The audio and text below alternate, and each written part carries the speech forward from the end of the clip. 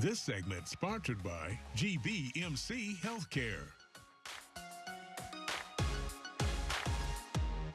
Welcome back. So normally when people think of healthcare, they may not include spirituality services, but at GBMC Health involves mind, body, soul, and spirit. That's right, Shar. I had the opportunity to see the chapel at GBMC and learn more about their spiritual support services for patients. Take a look.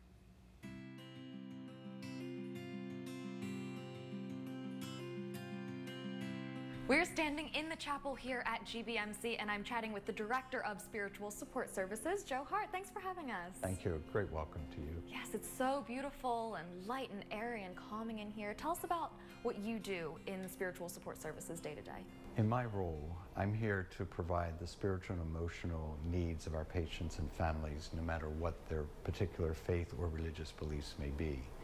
When someone comes to the hospital, they're usually either in crisis or as a result of diagnoses or illness. We want to try to help alleviate whatever struggles they're going through.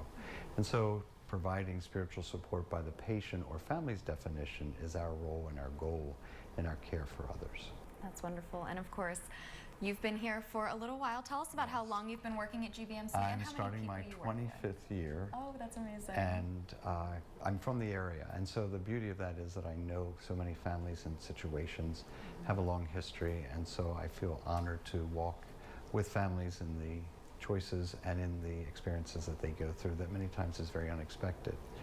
So. Tell us a little bit about the chapel and how people utilize it. Who utilizes it? Well, it's an interfaith, multi-faith chapel that is available 24/7 for people of all traditions. In fact, we have a Catholic service once a week. We have a Protestant service, Muslim prayers every day. We have Jewish minyan prayers on Fridays for Shabbat, depending on whatever the tradition may be. Christian Orthodox use it as well for anointing services, or just private meditative prayers, its primary use. That's great. And there's even cameras here, so people who are in their rooms at their beds are still going to be able to access some of those services for themselves. Absolutely. Our technology is wonderful. We have a studio here that allows us to project any service that occurs here to the patient rooms, to our over 300 patient rooms. Yeah. I would love, if you could, for you to share a short story with us about just an example of what goes on day to day with spiritual support services. Well, families come here, and they come from miles around, whatever. And so there was a little boy named Tommy. He was about 6 years old, and his grandfather was very ill.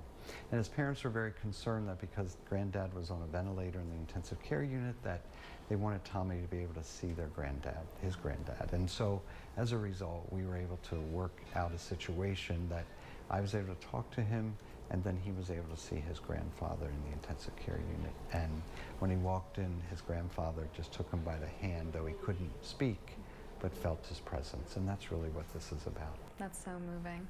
So tell us a little bit about the planning that went into this space, because it took a lot of planning. You spoke with a lot of different community leaders. Give us some insight into that. Well, I consulted with all of our major religious leaders in the community of all traditions, and I asked them to look at our plans. These are the ideas we had, because my goal in helping to design it back in 1998 was that we wanted to be able to have everyone feel welcome here.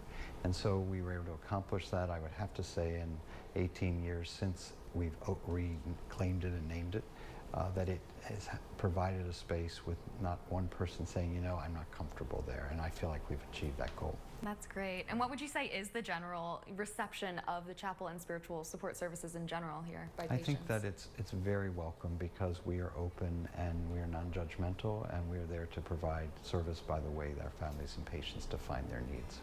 We can't wrap up our conversation without speaking to your fashion sense. I love the bow tie. Tell us a little bit about the background behind this. I may seem like a pretty straight-laced guy, but actually I love fun and I love bow ties. I also wear funny and funky watches, as well as funny and funky socks. And there's a reason, because when I'm with a patient, I can help divert them from what they're going through. And that many times is off-putting in a good way, that they get off thinking about, you know, I have a heart condition or I have cancer or whatever, and it draws them to say, well, let's talk about that and tell me about what you enjoy, and then they can start talking about their kids, their grandkids, their family, their own stories, and that's really what that's about, which I really love to do. Sure. So if we wanted to learn more, where would we go? www.gbmc.org/spiritual support. Thank you so much for having us. Thank you.